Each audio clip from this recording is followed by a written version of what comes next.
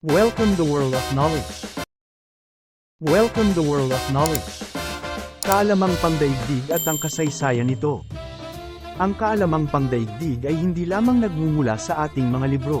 Ito ay produkto ng malalim na pag-iisip at pakikipagsapalaran.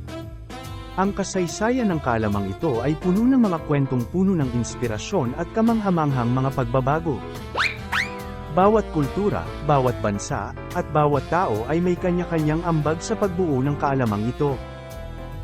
Ating alamin ang mga kwento, mga ideya, at mga pangyayari na nagtulak sa atin sa patuloy na pag-usad at pagkatuto.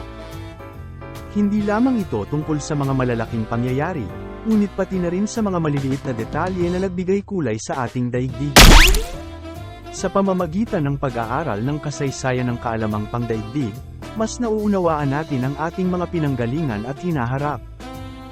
Halina't sama-sama nating balikan at alamin ang kasaysayan ng kaalamang pangdaigdig at kung paano ito nagbago at patuloy na nagbabago. Please subscribe for more videos.